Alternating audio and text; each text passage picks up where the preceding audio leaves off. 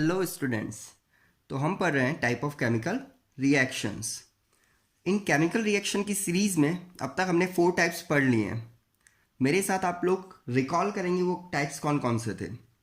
जो हमारा first type था that was combination reaction, second decomposition reaction, third displacement reaction, fourth double displacement reaction, और इसमें हमने काफ़ी सारे सब पार्ट्स भी पढ़े थे। आज हम बात करने वाले हैं फिफ्थ पार्ट के बारे में, that is oxidation and reduction reaction. Okay, बहुत ही इंपॉर्टेंट पार्ट है। कम से कम एक क्वेश्चन हर साल बोर्ड में ऑक्सीडेशन रिडक्शन पे बेस आता ही आता है, और ये last topic of the chapter भी है। तो इसके बाद आपका चैप्टर भी ओवर हो जाएगा। तो आप लोग बहुत ध्यान से इसको समझना और इसको यहीं पर लर्न कर लेना, ठीक है। सबसे पहले तो एक चीज़ हमेशा ध्यान रखना कि जो भी ऑक्सीडेशन कहीं भी अगर हो रहा है तो रिडक्शन जो है उसका एग्जैक्टली ऑपोजिट होगा। रिडक्शन ऑक्सीडेशन का एग्जैक्टली ऑपोजिट होगा, ठीक है। मीन्स अगर हम जो भी पॉइंट्स यहाँ पर ऑक्सीडेशन में कवर करेंगे वो एग्जैक्टली ऑपोजिट किस में होते जाएंगे, वो रिडक्शन में एग्जैक्टली ऑपोजिट होते जाएंगे, ठीक है। तो हम स्टार्ट करते हैं ऑक्सीडेशन से। ऑक्सीडेशन वो सभी रिएक्शंस ऑक्सीडेशन रिएक्शन होगी जहां पर कुछ पॉइंट्स लिख रहा हूँ वो फॉलो किए जाएंगे। वैसे ये पॉइंट्स काफ़ी सारे हैं, हमारे सिलेबस में से 2 ही पॉइंट है, लेकिन फिर भी मैं आपको 2-3 पॉइंट्स एक्स्ट्रा और बताने की कोशिश करूँगा इसमें, तो इसको ध्यान से समझना। तो हम स्टार्ट करें ऑक्सीडेशन से। ऑक्सीडेशन वो रिएक्शन होती है जिसमें फर्स्ट पॉइंट फॉलो किया जाए, that is addition of oxygen. अगर कहीं भी ऑक्सीजन का एटम ऐड होता है तो इसका मतलब वो कौन सी रिएक्शन होगी, वो ऑक्सीडेशन रिएक्शन होगी, ठीक है। तो स्टार्ट करें। फर्स्ट एक्टिविटी ही बता रहा हूँ मैं आपको मैग्नीशियम रिबन की। अगर आपको ध्यान होगा मैग्नीशियम रिबन था, बर्न करते थे हम। बर्न करना मतलब किससे रिएक्शन करवाना, ऑक्सीजन से, करेक्ट। मैग्नीशियम रिबन की ऑक्सीजन से रिएक्शन करवाई, क्या बनता था, that is magnesium oxide. Balance करूं अगर मैं इसे तो 2+2, ओके। तो मैग्नीशियम रिबन को बर्न किया तो क्या बना, मैग्नीशियम ऑक्साइड। अब ध्यान देना, क्या रिएक्टेंट साइड में मैग्नीशियम के साथ कोई ऑक्सीजन अटैच है क्या, नहीं। लेकिन प्रोडक्ट साइड में मैग्नीशियम के साथ ऑक्सीजन अटैच हो चुकी है। इसका मतलब क्या हुआ, एडिशन ऑफ ऑक्सीजन। और जब भी एडिशन ऑफ ऑक्सीजन होगा तो वहां पर क्या होगा, वहां पर ऑक्सीडेशन होगा, ठीक है। तो इसका मतलब मैग्नीशियम का ऑक्सीडेशन हुआ मैग्नीशियम ऑक्साइड में। मेरे वर्ड्स बिल्कुल अच्छे से ध्यान में रखना आप लोग, मैं क्या बोल रहा हूँ ये बहुत इंपॉर्टेंट है कि आपको, क्योंकि एमसीक्यू आप इस बुक का एनसीईआरटी का टेक्स्ट क्वेश्चन का फर्स्ट एमसीक्यू देखेंगे तो वो भी आपको बता देगा कि एक्चुअल में यहाँ पर क्या हो रहा है। वहाँ भी क्वेश्चन पूछा गया कि किसका ऑक्सीडेशन हो रहा है, आपको पूछा गया है तो आप एमजीओ का नहीं बोल सकते, आप ऑक्सीजन का नहीं बोल सकते, आपको क्या बोलना पड़ेगा, मैग्नीशियम का ऑक्सीडेशन हुआ है। किस में हुआ है, मैग्नीशियम ऑक्साइड में हुआ है, ठीक है। तो यहाँ पर एरो बहुत अच्छे से मार्क करना, यहाँ पर ऑक्सीडेशन हुआ है। ऑक्सीडेशन किसका हुआ है, मैग्नीशियम का। किस में हुआ है, मैग्नीशियम ऑक्साइड में, सिंपल। तो अगर कहीं भी ये फर्स्ट पॉइंट फॉलो होता हुआ दिखे तो वो क्या होगी, ऑक्सीडेशन रिएक्शन। सेकंड, अगर मैं बात करूं रिडक्शन, क्या एग्जैक्टली ऑपोजिट होना चाहिए। यहां पर ऑक्सीजन ऐड हुई है तो इसका मतलब रिडक्शन में ऑक्सीजन क्या होनी चाहिए, रिमूव, करेक्ट। तो that is removal of oxygen. जहां भी होगा वो क्या होगा, वो रिडक्शन होगा। फॉर एग्जाम्पल हमने लिया cupric oxide, CuO, that is cupric oxide, ठीक है। और इसको हाइड्रोजन गैस के साथ रिएक्ट करवाया। इन दैट केस हाइड्रोजन उस ऑक्सीजन को ले लेता है और H2O बनाता है और हमारे पास बच जाता है कॉपर। तो क्यूप्रिक कॉपर में कन्वर्ट हुआ। अब यहाँ पर ध्यान देना, क्या रिएक्टेंट साइड में कॉपर के साथ ऑक्सीजन अटैच है, यस ऑलरेडी है। लेकिन प्रोडक्ट साइड में कॉपर के साथ कोई भी यहाँ पर ऑक्सीजन हमें दिखाई नहीं दे रही है। इट मीन्स CuO की जो ऑक्सीजन है वो क्या हो गई है, रिमूव। तो here there is a removal of oxygen, और जहाँ भी रिमूवल ऑफ ऑक्सीजन होगा वो क्या होगा, रिडक्शन। इसका मतलब यहाँ पर क्या हुआ है, यहाँ पर रिडक्शन हुआ है। क्या आपको इजीली समझ आ गया?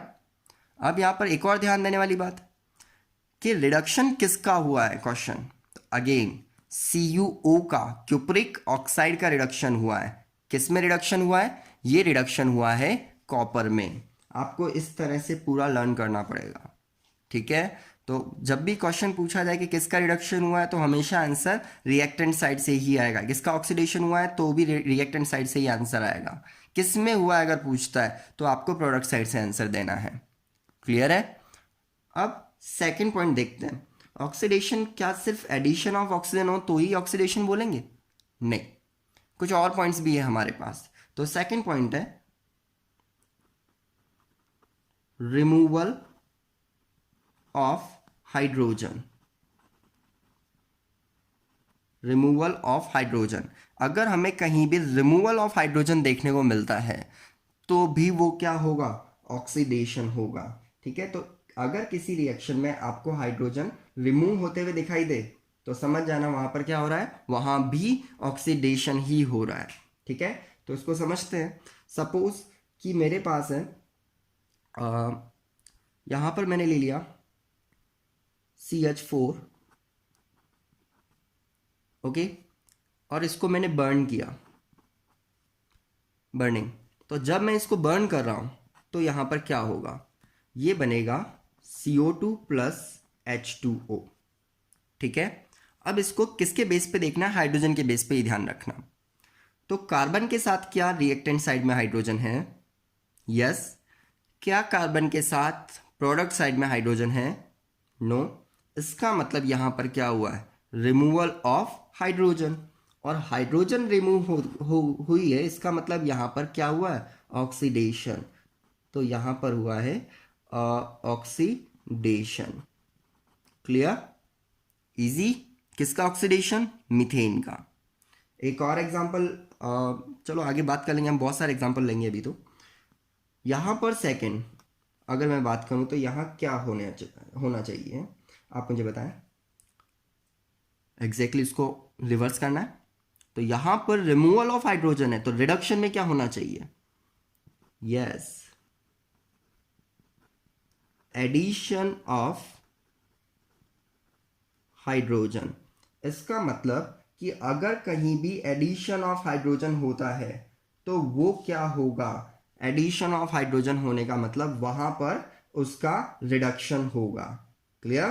तो यहां पर मैं बात करूं कि H2 प्लस Cl2, मेरे पास क्लोरीन गैस है और हाइड्रोजन गैस है, अगर दोनों रिएक्ट कर रही है तो ये बनाएगा 2HCl, हाइड्रोक्लोरिक एसिड। ठीक है, क्या क्लोरीन के साथ यहां पर हाइड्रोजन है, नो, लेकिन प्रोडक्ट साइड में क्लोरीन के साथ हाइड्रोजन ऐड हो गया है। Is it addition of hydrogen, means ये रिएक्शन क्या हुई, रिडक्शन रिएक्शन। रिडक्शन किसका हुआ, क्लोरीन गैस का। किस में हुआ, हाइड्रोक्लोरिक एसिड में। तो दैट इज रिडक्शन। तो आप लोगों को समझ आ रहा है? ठीक है, तो ये दोनों पॉइंट्स जो है हमें बुक में गिवन है, ये आपको बुक में अच्छे से मिल जाएंगे। वैसे मैंने आपको बहुत अच्छे से एक्सप्लेन कर दिया है। आप हमेशा ध्यान रखना, एडिशन ऑफ ऑक्सीजन होता है तो ऑक्सीडेशन, रिमूवल ऑफ हाइड्रोजन होता है तो भी ऑक्सीडेशन, रिमूवल ऑफ ऑक्सीजन होता है तो रिडक्शन, और एडिशन ऑफ हाइड्रोजन होता है तो भी रिडक्शन। इसके अलावा मैं एक और पॉइंट आपको बताऊंगा जो आगे हम मेटलर्जी या बहुत सारी रिएक्शन में आगे काम में भी लेंगे, तो आपको हेल्प करेगा, जो हमारा थर्ड पॉइंट है। ठीक है, अगर कभी किसी रिएक्शन में रिमूवल ऑफ इलेक्ट्रॉन होता है, ओके, रिमूवल ऑफ इलेक्ट्रॉन होता है तो वो हमेशा ऑक्सीडेशन रिएक्शन होगी। ठीक है, समझते हैं इसको। फॉर एग्जांपल मेरे पास है सोडियम मेटल, कितने नंबर पे आती है, 11। कॉन्फ़िगरेशन क्या होता है, 281, correct. In that case outer shell में कितने इलेक्ट्रॉन है, 1। तो क्या वो एक इलेक्ट्रॉन लूज करके अपना ऑक्टेट फुलफिल करना चाहेगा? ठीक है, तो यहाँ पर सोडियम एक इलेक्ट्रॉन लूज कर देगा, और लूज करता है तो कौन सा चार्ज आता है, पॉजिटिव। तो सोडियम जो एटम था क्या वो सोडियम आयन बन गया यहाँ पर बाय लूजिंग 1 इलेक्ट्रॉन। तो रिमूवल ऑफ इलेक्ट्रॉन हुआ, या फिर मैं इसको बोलूं लूजिंग ऑफ इलेक्ट्रॉन। अगर ये कहीं भी होता है तो वो रिएक्शन कौन सी है, वो रिएक्शन है ऑक्सीडेशन रिएक्शन। ठीक है, तो यहाँ पर सोडियम मेटल का ऑक्सीडेशन किस में हुआ है, सोडियम मेटल का ऑक्सीडेशन हुआ है सोडियम आयन में।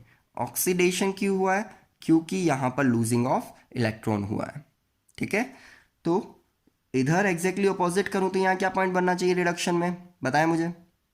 यहाँ पर रिमूवल है या फिर लूजिंग है, तो यहाँ पर क्या होगा, एडिशन। लेकिन एडिशन की जगह मैं करेक्ट वर्ड यूज़ करूँगा गेनिंग। तो यहाँ पर होगा गेनिंग ऑफ इलेक्ट्रॉन। अगर कहीं भी इलेक्ट्रॉन गेन होता हुआ दिखाई दे तो इसका मतलब वो रिएक्शन कौन सी रिएक्शन होगी, रिडक्शन रिएक्शन। ओके, तो स्टार्ट करते हैं। क्लोरीन, क्लोरीन कितने नंबर पे आता है, नंबर 17। कॉन्फ़िगरेशन बोलो आप लोग क्या होगा इसका, 287। Okay, in that case outer shell में 7 है, तो इसको क्या करना चाहिए, 1 इलेक्ट्रॉन गेन करना चाहिए ताकि यहाँ भी 8 हो जाए। तो ये एक इलेक्ट्रॉन को यहाँ पर गेन करेगा और यहाँ पर क्या बना लेगा, गेन करता है तो कौन सा चार्ज आएगा, नेगेटिव Cl माइनस। तो क्लोरीन जो एटम था ये यहाँ पर आयन बन चुका है बाय गेनिंग 1 इलेक्ट्रॉन। तो गेन किया गया है, और जब भी इलेक्ट्रॉन गेन होगा तो वो कौन सी रिएक्शन होगी, वो होगा रिडक्शन। तो यहाँ पर क्लोरीन एटम का रिडक्शन हुआ बाय गेनिंग इलेक्ट्रॉन, किस में हुआ, क्लोराइड आयन में। ओके, तो आपको इजीली समझ आ रहा होगा कि यहाँ पर क्या हो रहा है। अगर इनमें से कोई भी कंडीशन, ये जो 3 पॉइंट लिखा है, कोई भी कंडीशन हमें अगर ट्रू मिलती है तो उसका ऑक्सीडेशन होगा, और इनमें से कोई भी ट्रू मिलती है तो उसका रिडक्शन होगा। ठीक है, तो ये है हमारी ऑक्सीडेशन एंड रिडक्शन रिएक्शन, जो आपको काफ़ी इजीली समझ आ गई होगी। ओके, तो फिर रेडॉक्स रिएक्शन क्या होती है, तो यहाँ पर मैं मार्क कर रहा हूँ रेडॉक्स रिएक्शन, और ये बहुत ही इंपॉर्टेंट है। ठीक है, एक चीज़ यहाँ पर ध्यान देना, रेडॉक्स रिएक्शन वो रिएक्शन होती है जहाँ पर ऑक्सीडेशन और रिडक्शन दोनों एक साथ हो रहे हो। ठीक है, the reaction in which oxidation and reduction take place simultaneously are known as redox reaction. ठीक है, मैं आपके लिए लिख देता हूं, the reactions in which oxidation and reduction simultaneously take place, है ना, oxidation and reduction take place simultaneously,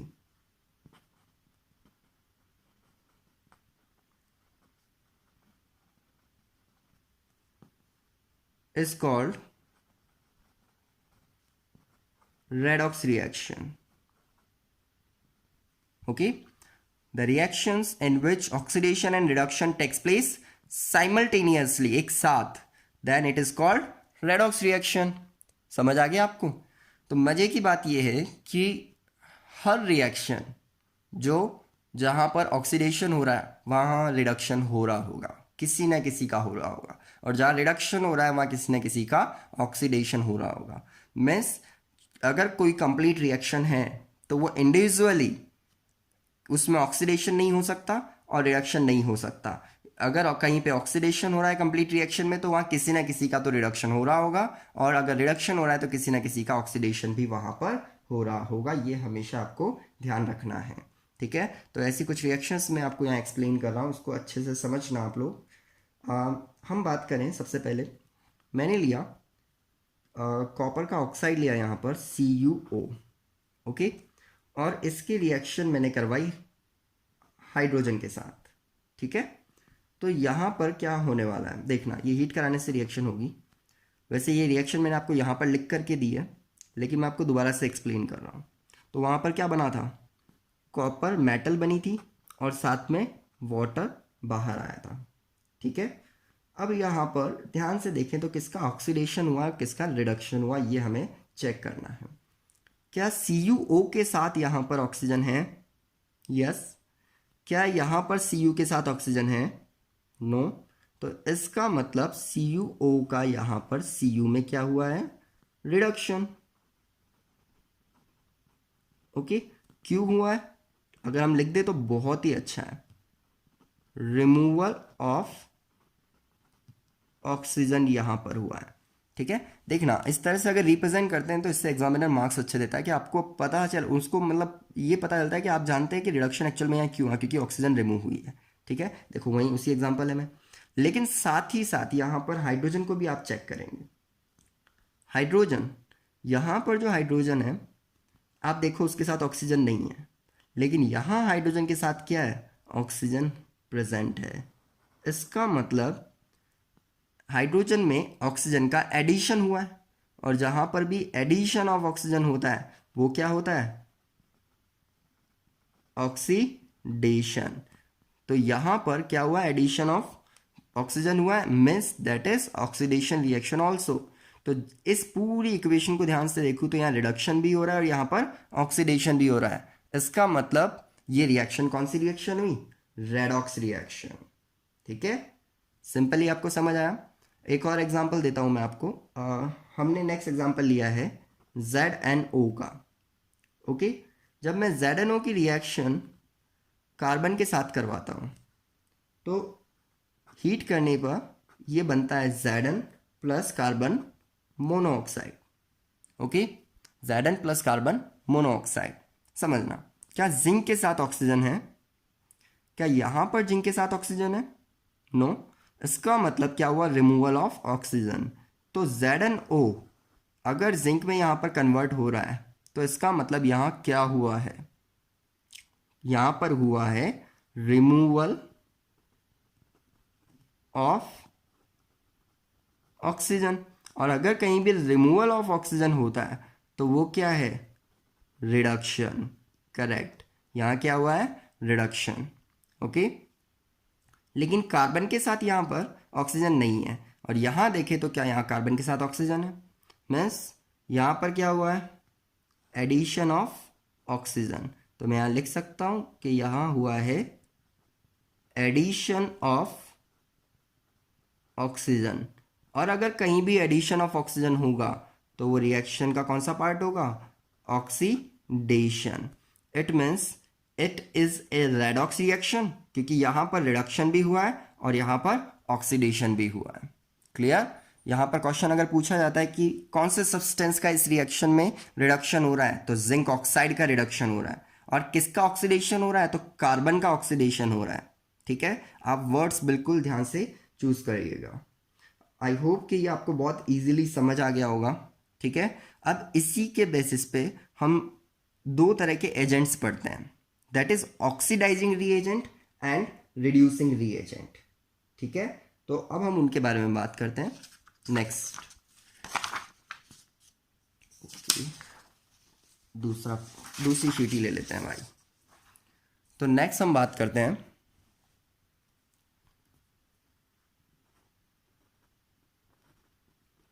oxidising reagent. आप इसको डायरेक्टली एजेंट भी बोल सकते हैं, oxidising agent and reducing agent. तो पहले हम लोग बात कर रहे हैं ऑक्सीडाइजिंग एजेंट के बारे में। ठीक है, होता क्या है ये ऑक्सीडाइजिंग एजेंट? इसको समझना, एक्चुअली ऑक्सीडेशन और रिडक्शन का एग्जैक्टली ऑपोजिट फॉर्म होता है ऑक्सीडाइजिंग एंड रिड्यूसिंग एजेंट। ठीक है, तो मैं दोनों एक साथ ही आपको बता देता हूं। तो सेकंड हमारे पास क्या आ रहा है? That is reducing agent. ठीक है, एक में एजेंट एक में रीजेंट लिखा, आप कंफ्यूज ना हो इसलिए, क्योंकि दोनों में से कुछ भी लिखे हम कोई फर्क नहीं पड़ता। ऑक्सीडाइजिंग एजेंट और रिड्यूसिंग एजेंट।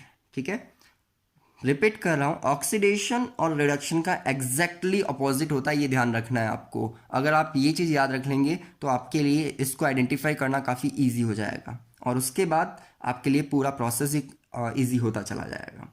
ठीक है, तो बात करें ऑक्सीडाइजिंग रीएजेंट क्या होते हैं। ऐसे सब्सटेंस जिसका रिडक्शन हो रहा हो, नाम ऑक्सीडाइजिंग है तो खुद का क्या हो रहा होगा? रिडक्शन, ये ध्यान रखना। तो ऐसे सब्सटेंसेस जिनका क्या हो रहा हो, जिनका रिडक्शन हो रहा हो, वो ऑक्सीडाइजिंग एजेंट होंगे। substances which reduce,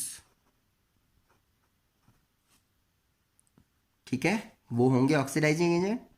और रिडक्शन में उल्टा होगा, ऑक्सीडेशन होगा। substances which ऑक्सीडाइज्ड, तो जिसका ऑक्सीडेशन होगा वो रिड्यूसिंग एजेंट होगा, और जिसका रिडक्शन होगा वो ऑक्सीडाइजिंग एजेंट होगा।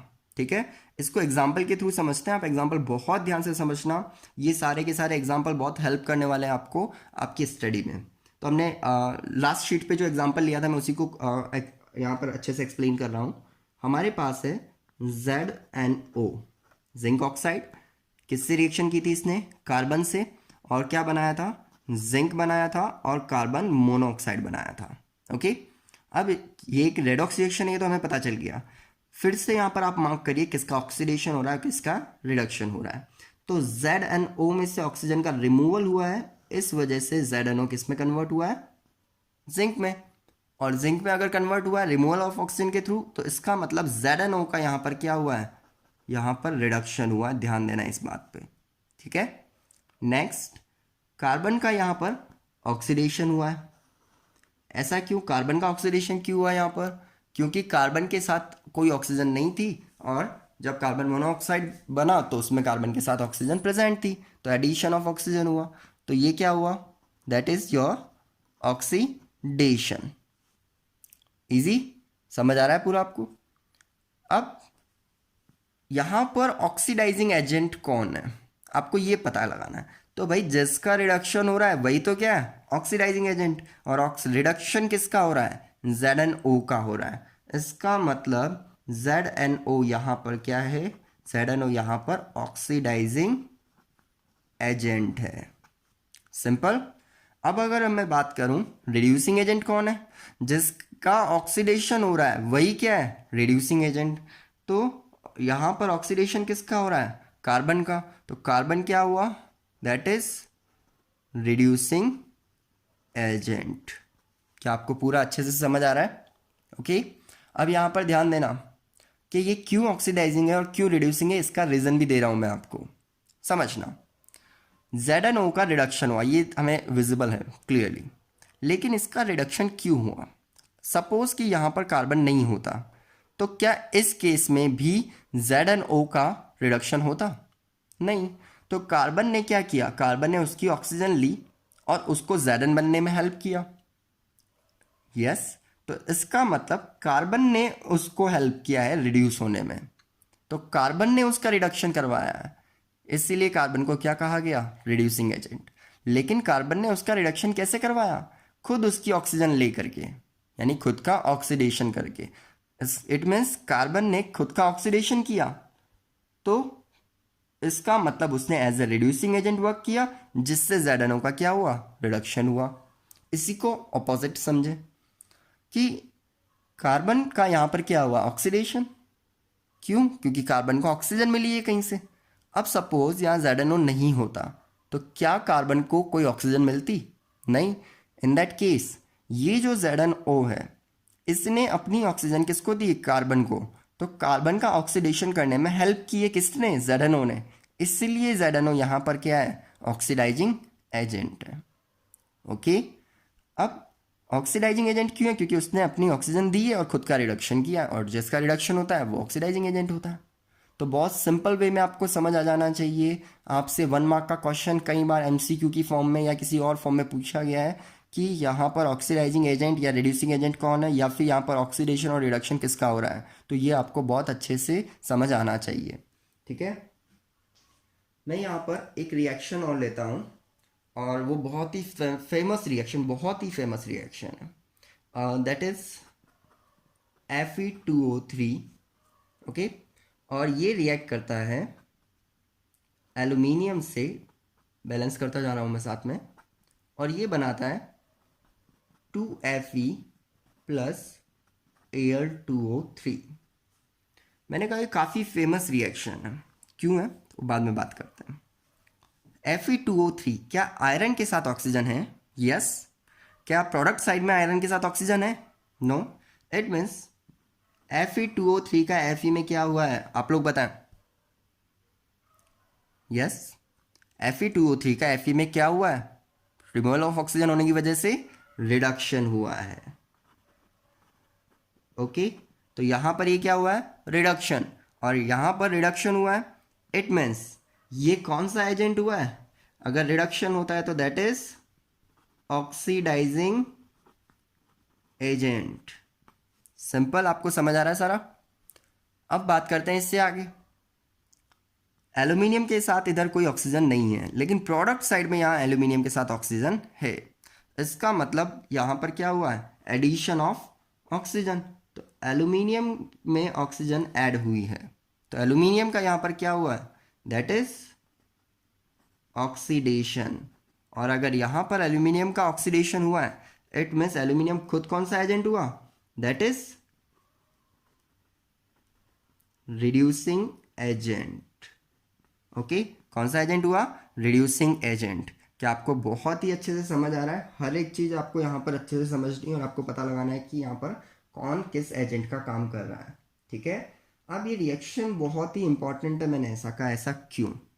एक्चुअली Fe2O3 और एल्यूमिनियम जब आपस में रिएक्ट करते हैं, ये फेरिक ऑक्साइड, ये है एल्यूमिनियम ऑक्साइड, तो ये बनाते हैं आयरन प्लस एल्यूमिनियम ऑक्साइड, और इसके साथ large amount of energy release होती है। ध्यान रखना, क्या होती है? लार्ज अमाउंट ऑफ, मैंने सिर्फ अमाउंट ऑफ एनर्जी नहीं बोला, large amount of energy release होती है।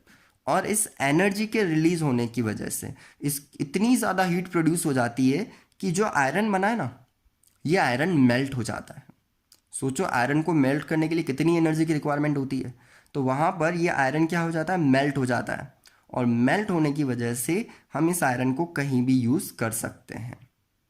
तो इतना ज़्यादा टेम्परेचर यहाँ पर वेरी करता है, इसलिए इस रिएक्शन को एक नाम से जाना जाता है। इस रिएक्शन को मार्क कर रहा हूँ मैं, दैट इज थर्मिट रिएक्शन।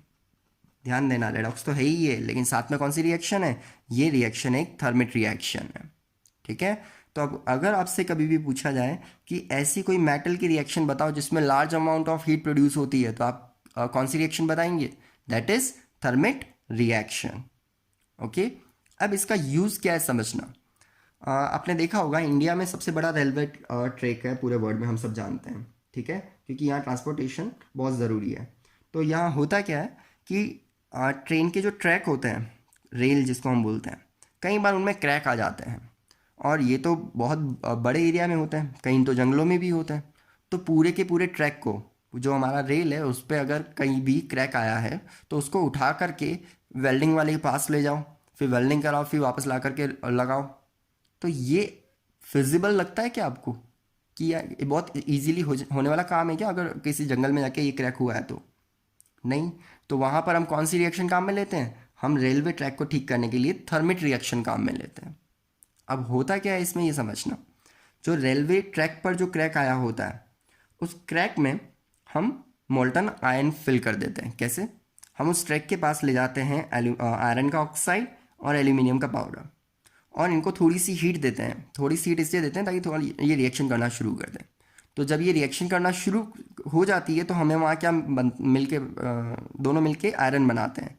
और आयरन कौन सी स्टेट में बनता है? लिक्विड स्टेट, मोल्टन स्टेट में, क्योंकि large amount of heat produce हो रही है।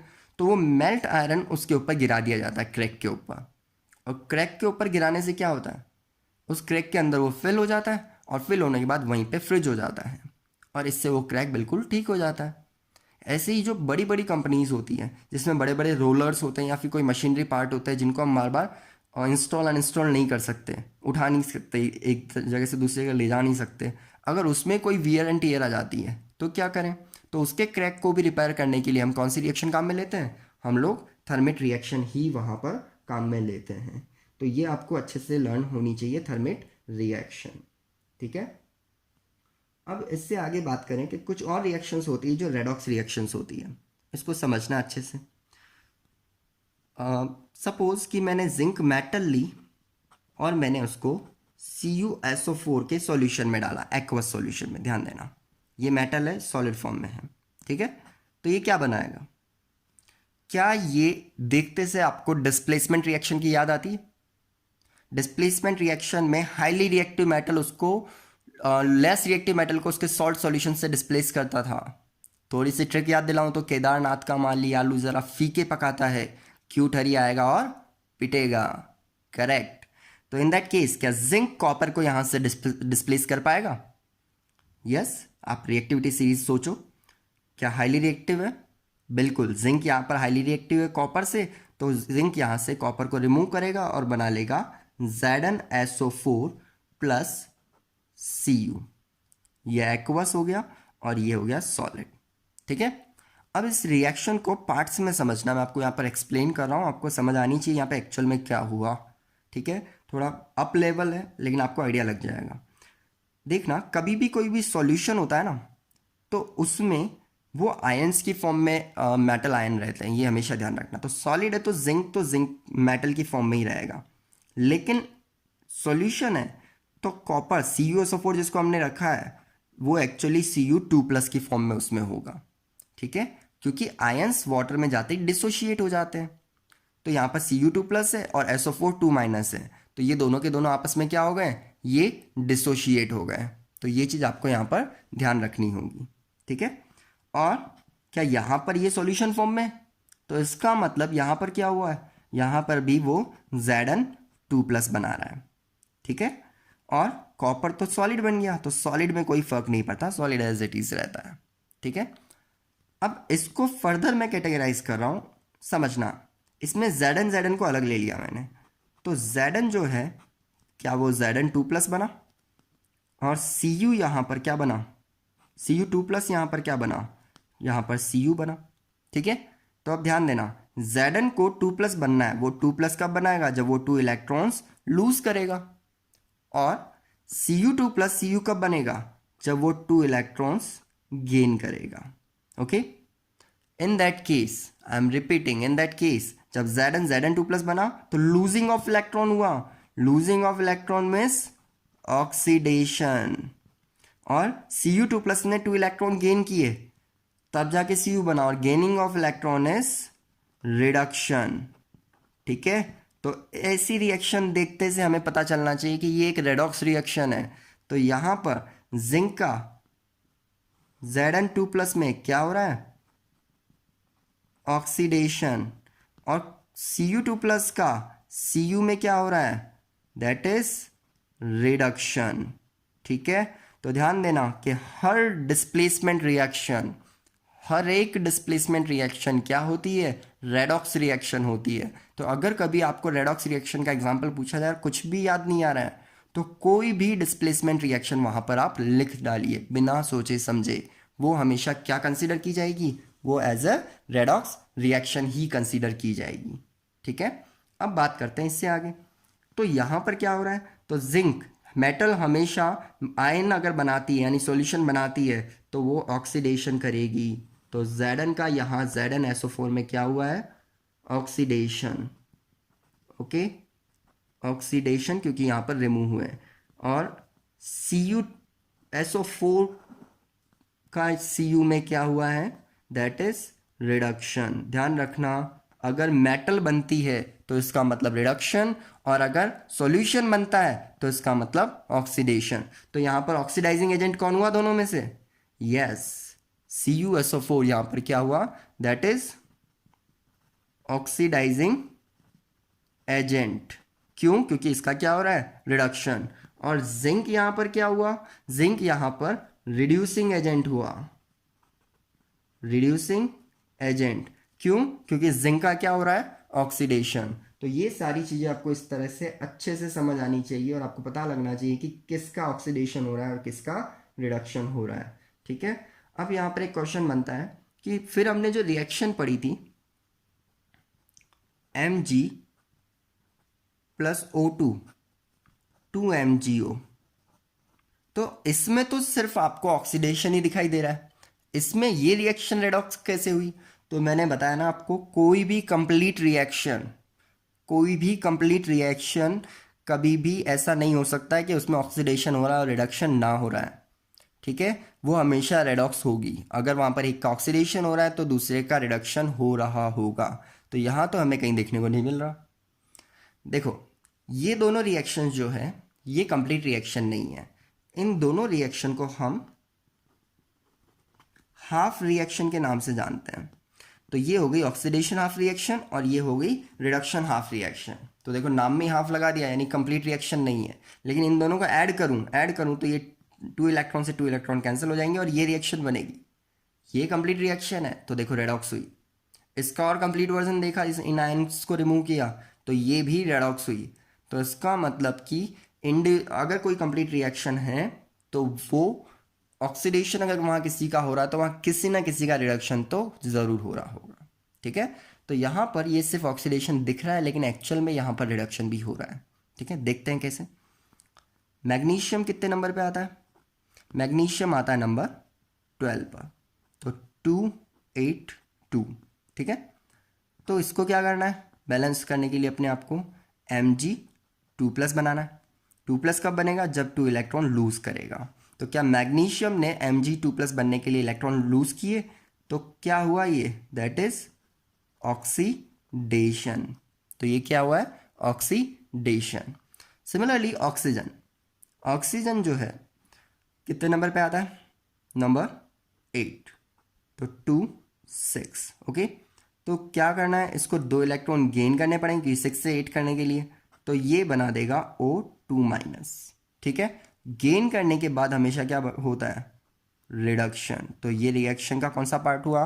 That is reduction part. दोनों हाफ रिएक्शंस आपको समझ आ गई। ठीक है, अब जब मैं इनको कंबाइन करूं तो हम लोग सभी जानते हैं कि Mg2+ और O2-, तो 1 1 वैलेंसी में 2 and 2 मैं क्रॉस करूं तो ये बनेगा आपका MgO। ठीक है, इसलिए यहाँ पर क्या बना? MgO। लेकिन 2 ऑक्सीजन थी तो बैलेंस करने के लिए हमने 2 प्लेस कर दिया यहाँ पर। ठीक है, तो अब ध्यान से देखो, Mg का MgO में Mg का MgO जब बन रहा है तो वहाँ पर क्या हो रहा है? ऑक्सीडेशन।